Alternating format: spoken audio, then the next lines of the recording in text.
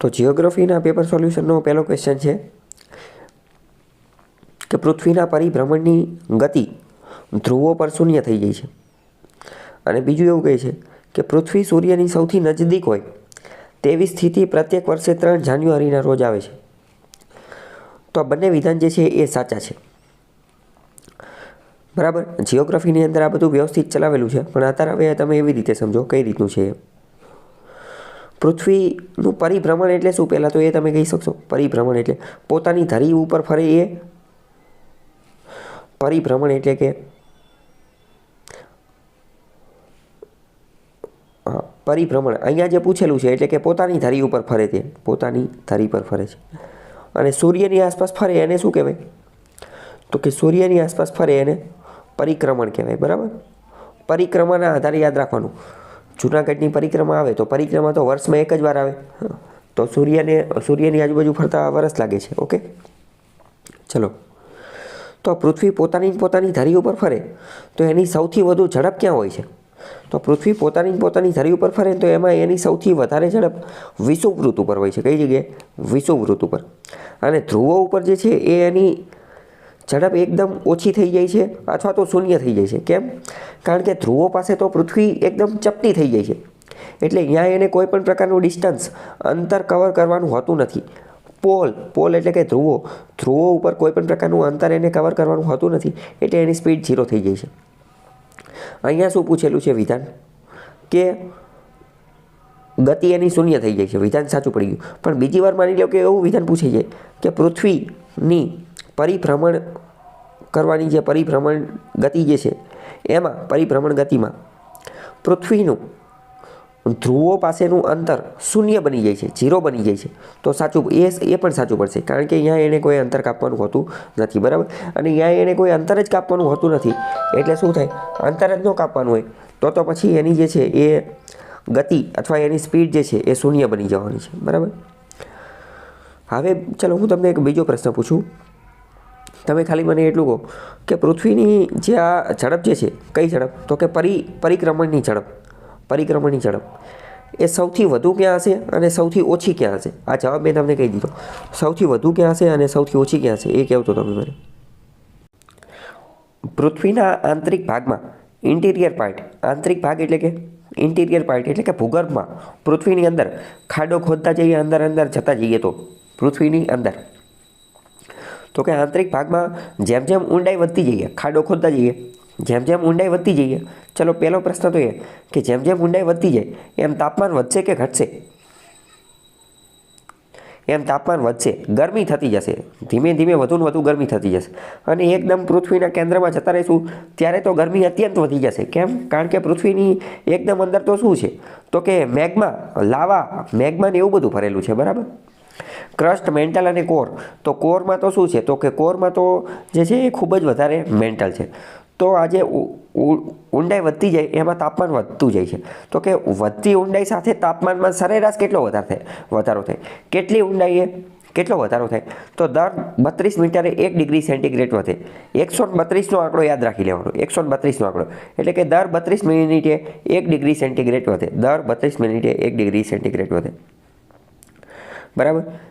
હવે આજે તાપમાનમાં જે વધારો થતો જાય, આજે તાપમાનમાં એટલે કે પૃથ્વીની ઇન્ટિરિયર, આંતરિક રચનાની અંદર જેમ જેમ ડેપ્થ, ઊંડાઈ વધતી જાય એમ તાપમાન વધતું જાય. આને કહેવાય જીઓથર્મલ ગ્રેડિયન્ટ. ગ્રેડિયન્ટનો મતલબ શું? તો જ્યારે કોઈ પણ વસ્તુ કોઈ પણ તાપમાનમાં જ્યારે વધારો થતો હોય ને તો એને કહેવાય ગ્રેડિયન્ટ. સમુદ્રના પાણીની અંદર પણ આ તાપમાનનો, ઘનતાનો, સેલિનિટીનો, ક્ષારીયતાનો, આ બધાનો જે વધારો ઘટાડો જે થતો જાય તો એની માટે પણ આવો જ એક શબ્દ ગ્રેડિયન્ટ વપરાતું હોય છે. બરાબર. તો ગ્રેડિયન્ટ એટલે જ્યારે તાપમાનમાં વધારો ઘટાડો થાય છે, અહીંયા વધારો થાય છે તો ગ્રેડિયન્ટ. જીઓથર્મલ એટલે શું? તો પૃથ્વીના ભૂગર્ભમાં જે ઉર્જા રહેલી અથવા પૃથ્વીના ભૂગર્ભ માટે જે શબ્દ વપરાય એને જીઓથર્મલ કહેવાય છે. જીઓ એટલે પૃથ્વી, થર્મલ એટલે કે અંદરની ગરમી. તો પૃથ્વીની અંદરની ગરમી એટલે તાપમાનમાં વધારો જે છે એ. તો પ્રશ્ન એ પણ યાદ રાખવાનો કે આને શું કહીશું આપણે? આને જીઓથર્મલ ગ્રેડિયન્ટ કહીશું. Geothermal gradient. બરાબર. ઊંડાઈ સાથે તાપમાનમાં જે પૃથ્વીના તાપમાનમાં વધારો થાય છે. બરાબર. આ પ્રશ્ન ઓલરેડી ઘણા બધા પેપરની અંદર પૂછાઈ ગયેલો છે કે પૃથ્વીના ઇન્ટિરિયર આંતરિક રચનાની અંદર જઈએ તો સરેરાશ કેટલા અંતર ઉપર કેટલું તાપમાન વધે છે? તો એ પ્રશ્ન ઘણી બધી વાર પૂછી ગયો છે. તો 132 આંકડો યાદ રાખવાનો. 1 સેન્ટીગ્રેડ વધે 32 મીટર ઉપર, બરાબર. તો આવા પ્રશ્ન વારંવાર પૂછાતા હોય છે. જીઓથર્મલ ગ્રેડિયન્ટ જે છે એ પણ વધારો રાખવાનો, બરાબર.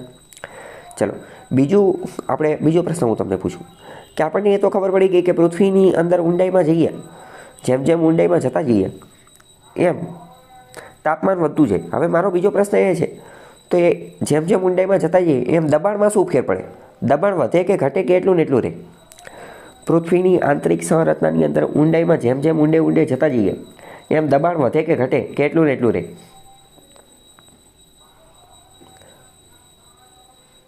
યસ, દબાણમાં વધારો થશે. અથવા તો ઓબ્વિયસ વાત છે ને કે જેટલું તમે ખોદતા જશો તો ઉપરની જમીન એની ઉપર દબાણ કરશે. ફોર એક્ઝામ્પલ સમજો કે તમે 10 મીટરનો ખાડો ગાળવાનો છે, બરાબર. અને તમે 9 મીટરે પહોંચી ગયા, 9 મીટર ખોદી નાખ્યું. તો હવે તમે 9 મીટર ઊંડા ઊભા છો, 9 મીટર ઊંડા. તો એનો મતલબ એક તો એ થયો ને કે 9 મીટર ઉપરની જે જમીન 9 મીટરની જે છે એ તો તમારી ઉપર દબાણ કરે જ છે. દબાણનો મતલબ શું? માની લો કે તમારા માથા ઉપર 100 પુસ્તક મૂકી દીધા, તો એ 100 પુસ્તકનું તમારી ઉપર દબાણ લાગવાનું છે. તો આમાં પણ એવું જ છે ને, જેમ પૃથ્વીમાં ઊંડા જતા જઈશું તો બીજી ઉપરની જે જમીન જે છે એ તો દબાણ કરવાની છે. એટલે દબાણ જે છે એ પણ વધતું જાય અને તાપમાન પણ વધતું જાય. વિધાનવાળા વાક્યમાં આ પૂછાઈ જાય કે પૃથ્વીની આંતરિક સંરચનાની અંદર ઊંડાઈ વધતા દબાણ અને તાપમાન બંનેમાં વધારો થાય છે. વિધાન સાચું પડી જશે, બરાબર. બીજી વાત કરીએ, જેમ ઊંડાઈ વધતી જશે એમ ડેન્સિટી ઘનતામાં પણ વધારો થતો જશે. તો આ પણ વિધાનવાળો પૂછે છે કે ઘનતામાં પણ વધારો થાય તો પણ સાચું પડશે. કેમ? કારણ કે જેમ અંદર જતા જઈએ એમ એનું મટીરિયલ જે છે, પૃથ્વીનું મટીરિયલ લગાતાર ફરતું રહેતું હોય છે, નીફે હોય છે. પછી આપણે ક્રસ્ટ, મેન્ટલ અને કોર, બરાબર. ક્રસ્ટ, મેન્ટલ અને કોર, તો એમાં નિકલ ને ફેરસ ને એ બધું હોય છે, મેગ્નેશિયમ ને એ બધું હોય છે, બરાબર. લોખંડ ને એ બધું હોય છે. તો આ બધાના કારણે એની ડેન્સિટી પણ ઊંડાઈ વધતા ધીમે જે છે એ વધતી જાય છે. તો ઇન શોર્ટ, તાપમાન વધે, દબાણ પણ વધે અને ડેન્સિટી ઘનતા જે છે એ પણ વધતી હોય છે, બરાબર. કોની ડેન્સિટી કેટલી છે એ તમારે થોડુંક યાદ રાખી લેવાનું છે. કોન્ટિનેન્ટલ ક્રસ્ટ જે છે એની ડેન્સિટી 3 ગ્રામ પ્રતિ સેન્ટીમીટર છે. 3 ગ્રામ પ્રતિ સેન્ટીમીટર ક્યુબ છે, બરાબર. પ્રશ્ન આ પૂછી ગયો છે જીપીએસસીની અંદર. આપણે 3 ગ્રામ સેન્ટીમીટર વાળું યાદ રાખવાનું. અને ઓશિયનિક ક્રસ્ટ એટલે કે દરિયાનો જે ક્રસ્ટ જે છે, દરિયાનો ક્રસ્ટ એની ડેન્સિટી 2.7 ગ્રામ છે. 2.7 ગ્રામ પ્રતિ સેન્ટીમીટરનો ઘન. હવે તમે મને કહો કે કોન્ટિનેન્ટલ ક્રસ્ટ એટલે કે જમીનવાળો ક્રસ્ટ અને ઓશિયનિક ક્રસ્ટ એટલે કે દરિયાવાળો ક્રસ્ટ, આ બેમાંથી કોની ડેન્સિટી, કોની ઘનતા વધુ છે અને કોની ઘનતા ઓછી છે?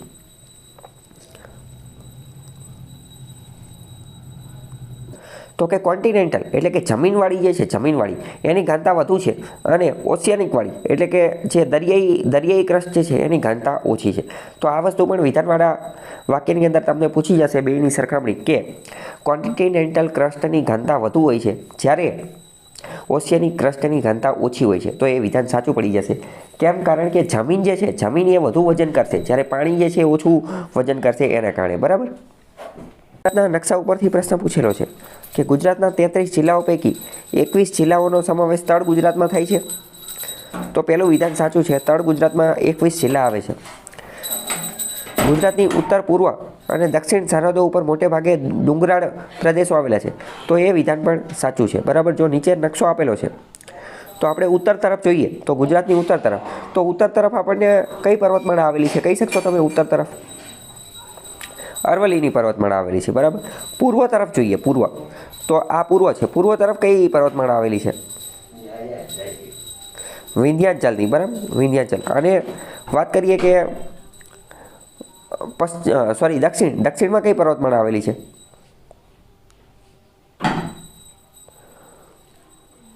વેસ્ટર્ન ઘાટ, પશ્ચિમ ઘાટની અથવા તો જે આપણે એને શું કહીએ છીએ ગુજરાતમાં, એ સહ્યાદ્રી તરીકે ઓળખે છે, બરાબર. તો ચલો આમાં તો આ વિધાન સાચું પડી ગયું. હવે આ જ વિધાન આપણે માની લો કે પશ્ચિમ તરફ બનાવવું હોય કે ગુજરાતની પશ્ચિમ તરફ શું આવેલું છે, તો શું બને?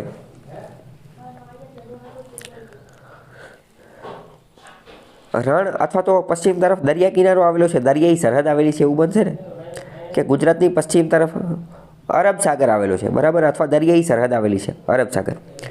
હવે ચાલો આમાં તો આપણે તળ ગુજરાતમાં પૂછી લીધું કે તળ ગુજરાતમાં કેટલા જિલ્લા છે. એવી રીતે પૂછી લે સૌરાષ્ટ્રમાં કેટલા જિલ્લા છે, તો શું જવાબ આવે ખ્યાલ છે તમને?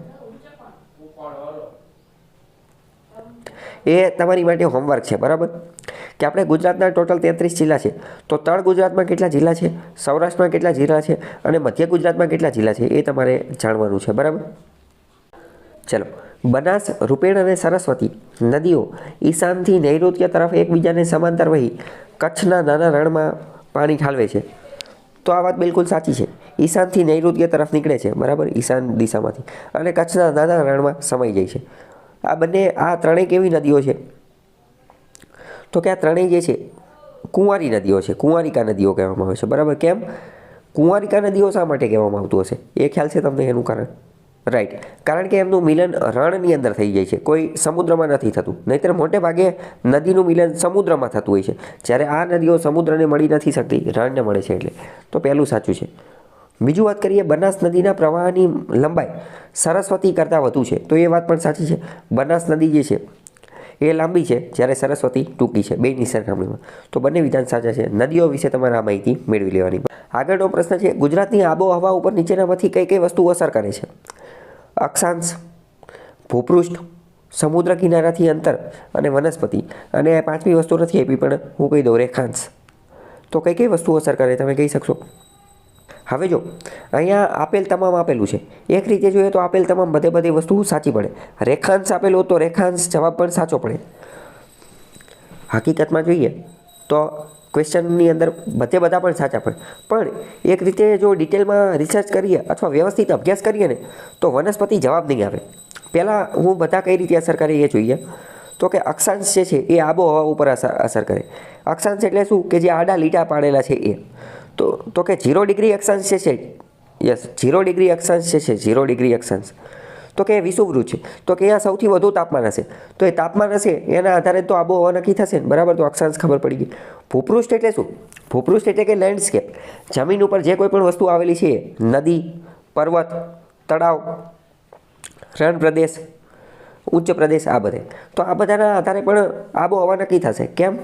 કારણ કે પહાડી એરિયા હશે તો ઠંડક વધુ હશે, સૂર્યનો તડકો એટલો બધો પહોંચી નહીં શકે, તો આબોહવા ઉપર અસર થઈ, તો ભૂપૃષ્ઠ પણ અસર કરશે, બરાબર. બીજું, દરિયો હશે તો દરિયાનું પાણી એટલું જલ્દી ગરમ નહીં થઈ જાય અને એટલું ઠંડુ પણ જલ્દી નહીં થઈ જાય. જ્યારે જમીન ફટાફટ ગરમ થઈ જશે અને ફટાફટ ઠંડી થઈ જશે, જ્યારે દરિયામાં આ બધું કાચબા ગતિએ થશે. દરિયાનું પાણી ઠંડુ પણ ધીમે ધીમે થશે અને ગરમ પણ ધીમે ધીમે થશે. એવું કહેવાય છે દરિયાના પાણી વિશે કે દરિયાનું પાણી કાચબા ગતિએ ઠંડુ થાય છે અને કાચબા ગતિએ ગરમ થાય છે. તો આના આધારે એની આબોહવામાં અસર થશે. દરિયાની આબોહવા મોટે ભાગે કેવી હોય? તો કે સમ પ્રકારની આબોહવા હોય, સમ પ્રકારની. તમે દરિયાની આજુબાજુ તમે જાઓ ને તો તમે જોજો એટલી બધી ઠંડી પણ નહીં લાગે અને એટલી બધી ગરમી પણ નહીં લાગે, એટલી બધી ઠંડી પણ નહીં લાગે અને ગરમી પણ નહીં લાગે. કેમ? કારણ કે દરિયાનું પાણી, દરિયો જે છે ને એ ગરમીને અને ઠંડીને બંનેને શોષી લે છે અને બંનેની વચ્ચે કેવું મધ્યમ અંતર જાળવી રાખે છે. ઘણી બધી વાર લોકો બીચ ઉપર ફરવા જવું હોય તો બીચ ઉપર ફરવા જવું હોય અને શિયાળાનો સમયગાળો હોય ને એમને એવું લાગે કેટલાય જેકેટ ભર લે, જેકેટ ને સ્વેટર ને ગરમ પટ્ટી ને જે ટૂંકમાં ગરમ બધી વસ્તુઓ ભરી લે, બરાબર. ત્યાં જઈને આશ્ચર્ય થઈ જાય કે કારણ કે ત્યાં તો ઠંડી લાગતી જ ન હોય. કેમ? કારણ કે સામાન્ય રીતે આપણને એવું મગજમાં ફિટ હોય કે અહીંયા તો દરિયો છે, બહુ જોરદાર પવન આવતો હશે, ઠંડી લાગશે, પણ એવું હોય નહીં. કેમ? કારણ કે આપણે ભૂગોળ ભણ્યા હોય એટલે નહીં, અથવા તો ભણ્યા હોય તો મગજમાં ઉતાર્યું ન હોય. પણ હવે ખ્યાલ આવી ગયો કે ભૂગોળ શું કહે છે, ભૂપૃષ્ઠ અથવા આબોહવા શું કહે છે કે આબોહવા ઉપર સૌથી વધુ અસર કરે છે કોણ? તો કે દરિયો જે છે એ અસર કરે છે. જ્યાં જ્યાં દરિયો હશે ત્યાંની આબોહવા હંમેશા કેવી રહેશે? સમ રહેશે. બીજી વાત કરીએ કે દરિયાની અંદર જે પવન વહેતા હોય, પવન જે વાતા હોય, નૈઋત્યના મોસમી પવનો, વ્યાપારી પવનો, તો આ બધા પવનો જે છે એ પણ આબોહવા ઉપર અસર કરશે. ઓકે, તો આ ત્રણ તો કરશે જ તે. રેખાંશ તો રેખાંશ પણ એની ઉપર અસર કરે, બરાબર. પણ હવે તમે વિચારો, વનસ્પતિ એક રીતે જોઈએ ને તો વનસ્પતિ આબોહવા ઉપર અસર ન કરી શકે. કઈ રીતે?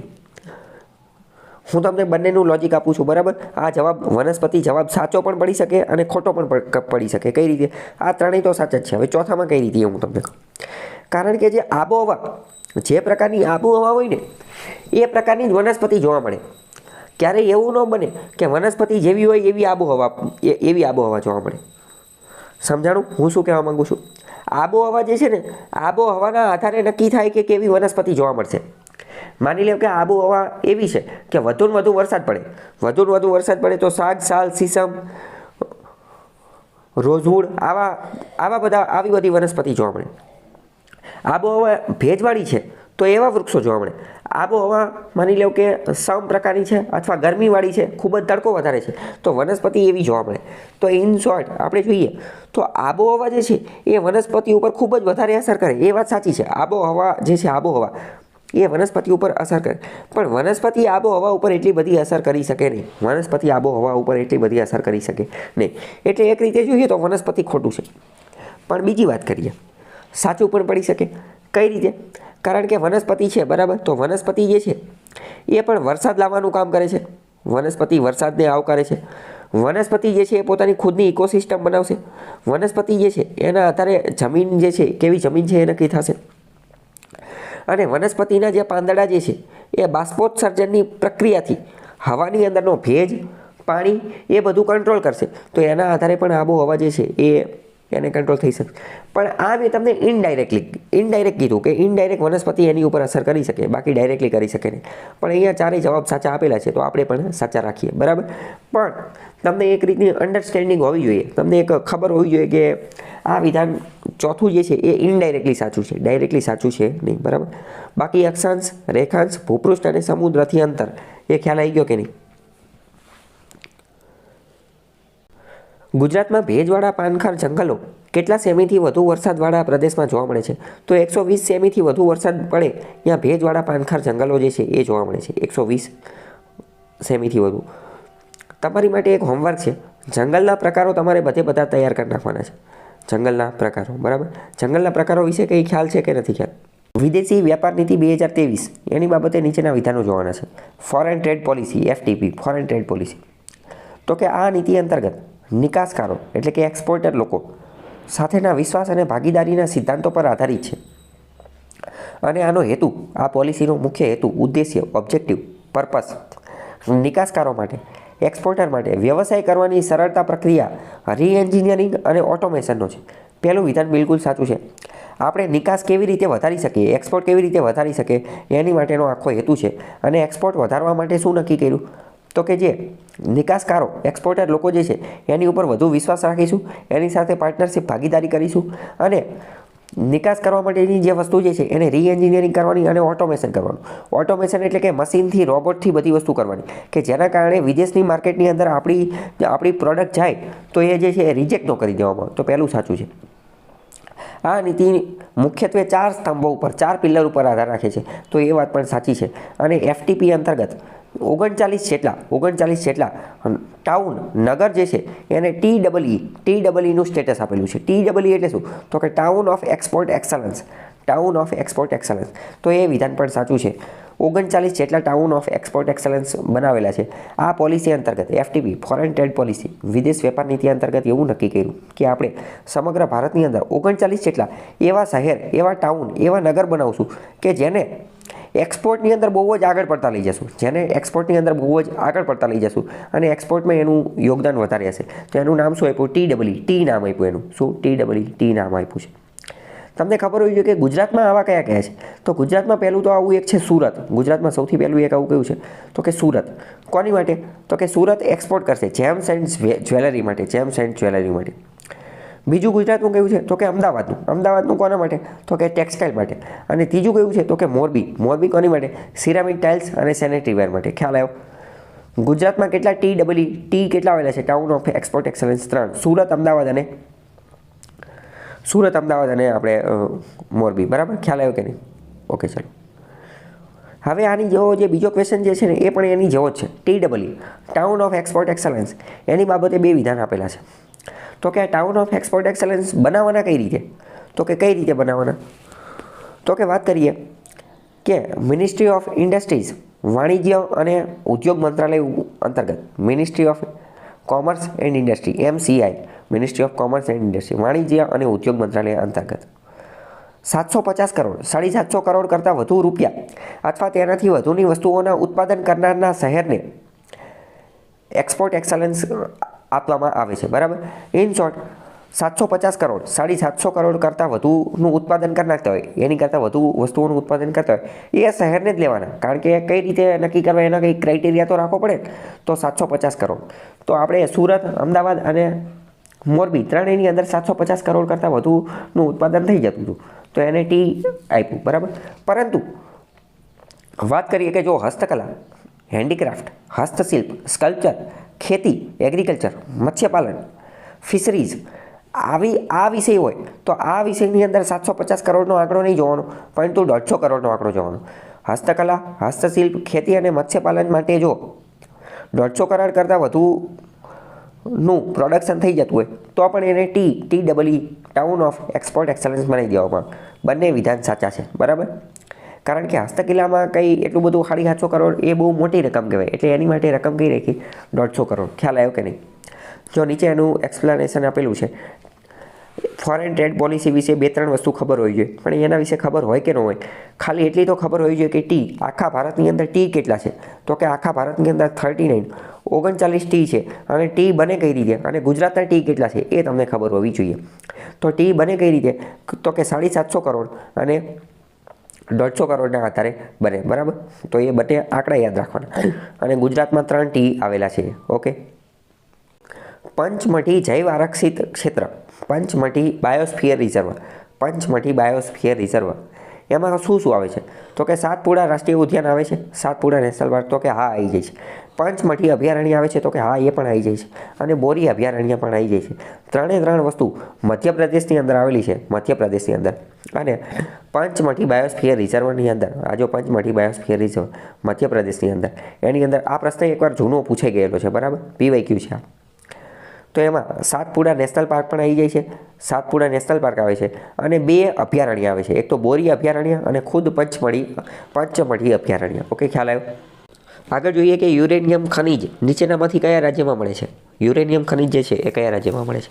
તો બિહાર અને રાજસ્થાન બંનેની અંદર મળે છે. યુરેનિયમ શું છે? તો કે આ ન્યુક્લિયર એનર્જી બનાવવા માટે જે છે એ ઉપયોગી છે. Nuclear energy. ન્યુક્લિયર એનર્જીની વાત કરીએ તો ન્યુક્લિયર એનર્જી એવી છે કે એમાંથી વીજળી પણ બની શકે. જ્યારે વીજળી બને તો એ સારા કામ માટે વપરાણી કહેવાય. અને બીજું એમાંથી બોમ્બ પણ બની શકે. તો બોમ્બ બને ત્યારે એ ખરાબ કામ માટે વપરાયેલી કહેવાય. જે ન્યુક્લિયર પ્રક્રિયા હોય તો એમાં 2 પ્રકારની પ્રક્રિયા આવે. એક તો ન્યુક્લિયર ફ્યુઝન અને બીજી કઈ આવે? તો કે ન્યુક્લિયર ફ્યુઝન અને બીજી કઈ આવે? તો કે ન્યુક્લિયર સંલયન. એક મિનિટ. તો કે ન્યુક્લિયર ફ્યુઝન અને ન્યુક્લિયર ફિશન, 2 પ્રકારની પ્રક્રિયા આવે. એક તો સંલયન પ્રક્રિયા, ન્યુક્લિયર સંલયન પ્રક્રિયા, અને બીજી આનું ગુજરાતી મને હાલ યાદ નથી, બરાબર. એક ફ્યુઝન આવે અને એક ફિશન આવે. વિખંડન. એક કઈ આવે? વિખંડન. ન્યુક્લિયર સંલયન અને ન્યુક્લિયર વિખંડન, બરાબર. તો બંને કોનામાં કેવું થાય એ તમને ખબર હોવી જોઈએ. ન્યુક્લિયર ફ્યુઝન જે છે, ફ્યુઝન એટલે કે સંલયન પ્રક્રિયા જે છે એ સૂર્યમાં જોવા મળે. અને જ્યારે આપણે અહીંયા જે કરીએ એ વિખંડન એટલે કે બંને છૂટું પાડવાની કરીએ. બાકી આ આખી વસ્તુ મેં ડિટેલમાં ચલાવી દીધેલી છે. સાયન્સનો વિડીયો છે એ તમે જોઈ લેજો. કારણ કે એમાંથી પ્રશ્ન વારંવાર પૂછાય છે. GPSCનો એ ફેવરિટ ટોપિક છે. અત્યાર સુધીમાં 2-3 વાર એ પ્રશ્ન પૂછાઈ ગયેલો છે. તો એ તમે જોઈ લેજો, બરાબર. બીજી વાત કરીએ કે આ જે ન્યુક્લિયર એનર્જી જે છે એ થોરિયમમાંથી પણ બની શકે. શેમાંથી? થોરિયમ જે છે એમાંથી પણ બની શકે. તમને જાણીને નવાઈ લાગશે, ભારતની અંદર થોરિયમના ઘણા મોટા ભંડાર આવેલા છે. કેટલા મોટા ભંડાર આવેલા છે? તો કે 2 લાખ જેટલું થોરિયમ જે છે આપણે આવેલું છે. યુરેનિયમને આ બધું કેટલું આવેલું છે એ આપણે જોઈએ થોડું, બરાબર. યુરેનિયમ રિઝર્વની વાત કરીએ તો ભારતની અંદર 30,000 ટન જેટલું યુરેનિયમ આવેલું છે. 30,000 ટન જેટલું. થોરિયમ કેટલું આવેલું છે? તો કે 2 લાખ ટન જેટલું. 2 લાખ ટન જેટલું થોરિયમ આવેલું છે. 2 લાખ ટન જેટલું, બરાબર. આપણે વાત કરીએ કે યુરેનિયમ ક્યાં જોવા મળે છે? તો કે ઝારખંડની અંદર સિંધભૂમિ અને હજારીબાગ ડિસ્ટ્રિક્ટ જે છે ત્યાં જોવા મળે છે. ઝારખંડની અંદર જોવા મળે છે, બરાબર. જો રાજ્ય ખબર હોવી જોઈએ, પણ અમુક વાર પ્રશ્ન ડિટેલમાં પૂછાય છે કે ઝારખંડનો સિંધભૂમ અને હજારીબાગ ડિસ્ટ્રિક્ટ કોની માટે જાણીતા છે? તો એ કે યુરેનિયમના ભંડારો માટે જાણીતા છે. એટલે સિંધભૂમ અને હજારીબાગ અમુક વાર જે છે એ ડિસ્ટ્રિક્ટ પણ યાદ રાખવા જરૂરી છે, બરાબર. અમુક એટલે કે ખાલી ઝારખંડમાં યાદ રાખવા જરૂરી છે, કારણ કે સિંધભૂમ અને હજારીબાગ ચર્ચામાં પણ રહેતા હોય છે. એટલે બીજું યુરેનિયમ ક્યાં જોવા મળે? તો કે બિહારની અંદર, યુપીની અંદર. બીજી વાત કરીએ આંધ્રપ્રદેશની અંદર પણ જોવા મળે, છત્તીસગઢની અંદર, મેઘાલયની અંદર, કર્ણાટકની અંદર, રાજસ્થાન અને હરિયાણાની અંદર જે છે એ જોવા મળે છે, બરાબર. ચલો હવે વાત કરીએ કે થોરિયમ, તો થોરિયમ જે છે, થોરિયમ એના તો સોરી મેં તમને 2 લાખ કીધું, પણ 2 લાખ નહીં, 5 લાખ ટન જેટલા રિઝર્વ આવેલા છે, 5 લાખ ટન જેટલા, બરાબર, 5 લાખ ટન જેટલા એના રિઝર્વ જે છે આવેલા છે. તો થોડો ઘણો આંકડો પણ ખબર હોવી જોઈએ. આપણે વાત કરીએ તો ગુજરાતનો જે દરિયા કિનારો છે, ગુજરાતનો દરિયા કિનારો, તો એને કાઠિયાવાડનો દરિયા કિનારો અને સૌરાષ્ટ્રનો દરિયા કિનારો કહેવામાં આવે છે. કોંકણ, મલબાર, કોરોમંડલ આવો દરિયા કિનારો કહેવામાં આવતો હોય છે. તો જે કેરળનો દરિયા કિનારો જે છે, કેરળનો એટલે કે કોંકણનો દરિયા કિનારો, કોંકણ અને મલબારનો દરિયા કિનારો, અહીંયા રેતી જોવા મળે છે. એ રેતીનું નામ છે મોનોઝાઇટ સેન્ડ. કઈ? મોનોઝાઇટ સેન્ડ. જો આપેલું છે મોનોઝાઇટ સેન્ડ. અને આ જે મોનોઝાઇટ સેન્ડ જે છે એની અંદરથી પણ થોરિયમના ભંડાર જોવા મળે છે, એની અંદરથી પણ થોરિયમના ભંડાર જોવા મળે છે, બરાબર. તો પ્રશ્ન વિધાનવાળામાં પૂછાઈ જાય કે મોનોઝાઇટ સેન્ડ કોની માટે પ્રખ્યાત છે? તો કે થોરિયમ માટે. નીચેનામાંથી કઈ રેતીની અંદર અથવા કઈ જગ્યાએ થોરિયમના ભંડારો જોવા મળે છે? તો કે આ દરિયા કિનારાની અંદર, કેરળની આજુબાજુના દરિયા કિનારે, અને એ દરિયા કિનારામાં પણ મોનોઝાઇટ રેતી, મોનોઝાઇટ સેન્ડની અંદર આ જોવા મળે છે, બરાબર. નીચે એના ફોટાની બધું આપેલું છે. ઓકે, ખ્યાલ આવ્યો કે નહીં? આ પ્રશ્ન મોસ્ટ ઇમ્પોર્ટન્ટ છે. યુપીએસસીમાં 1-2 વાર પૂછાઈ ગયો છે, જીપીએસસીમાં પણ પૂછાઈ ગયો છે. એ જે ક્વેશ્ચન જે છે એ જ ક્વેશ્ચન આપણે ડિસ્કસ કરીએ. 4 વિધાન આપેલા છે.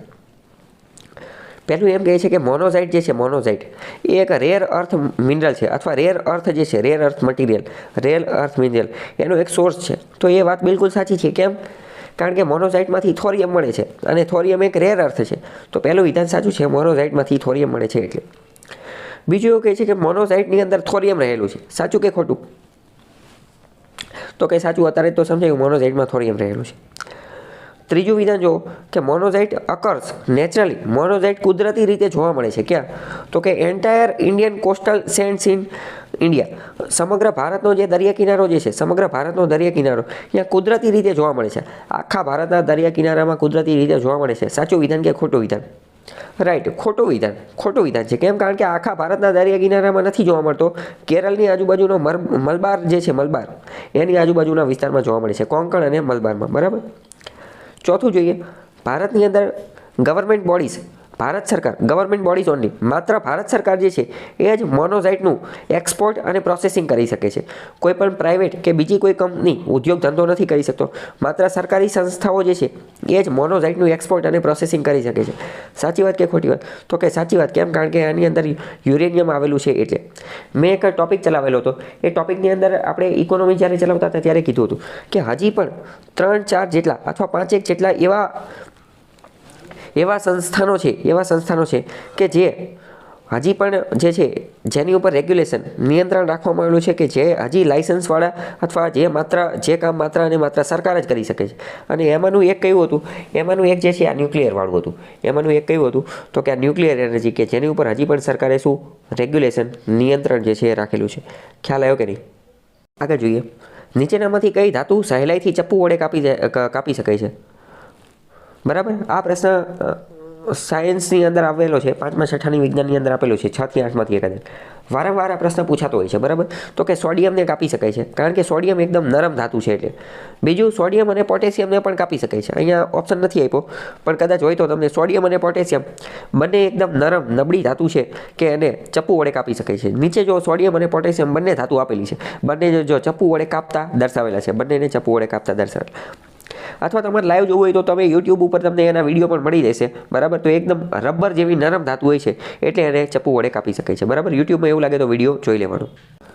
નાર્કો ટેસ્ટ વિશે, નાર્કો એનાલિસિસ ટેસ્ટમાં સોડિયમ પેન્ટાથોલ નામની દવા વાપરવામાં આવે છે. તો એ વિધાન સાચું છે. હવે આ સોડિયમ પેન્ટાથોલ નામની દવા જે છે એ વ્યક્તિના શરીરમાં ઇન્જેક્શનથી દાખલ કરવામાં આવે છે. તો એ વિધાન પણ સાચું છે. એટલે કે સોડિયમ પેન્ટાથોલની દવા શરીરમાં ઇન્જેક્શનથી નાખવામાં આવે છે, એ વિધાન સાચું છે. થોડા સમય પહેલાં એક કેસ આવેલો હતો, સેલ્વી વિરુદ્ધ કર્ણાટકની અંદર કેસ આવેલો હતો, સેલ્વી વિરુદ્ધ કર્ણાટક. આ કેસની અંદર સુપ્રીમ કોર્ટે એવો નિર્ણય આપેલો હતો કે કોઈ પણ વ્યક્તિનો જો નાર્કો ટેસ્ટ કરવો હોય ને તો નાર્કો ટેસ્ટ એ સંમતિ સિવાય કરી શકાય નહીં. એની એસેન્ટ, એની મંજૂરી હોવી જરૂરી છે. કેમ? કારણ કે આર્ટિકલ 22 અનુચ્છેદ 22, આર્ટિકલ 20 અનુચ્છેદ 20 એવું કહે છે કે કોઈ પણ વ્યક્તિને એની ખુદની વિરુદ્ધ ગવાહ બનવા માટે મજબૂર કરી શકાય નહીં. કોઈ પણ વ્યક્તિને એની ખુદની વિરુદ્ધ ગવાહ બનવા માટે, બરાબર. તો એ વસ્તુને ધ્યાનમાં રાખી અને આ નાર્કો ટેસ્ટ જે છે એમાં એ જે તે વ્યક્તિની મંજૂરી લેવી ફરજિયાત કરાવી દીધી, બરાબર. અત્યારે સુપ્રીમ કોર્ટે આવો ચુકાદો આપ્યો, પણ ભવિષ્યમાં સુપ્રીમ કોર્ટ કદાચ આ ચુકાદો ફેરવી પણ શકે છે. કેમ?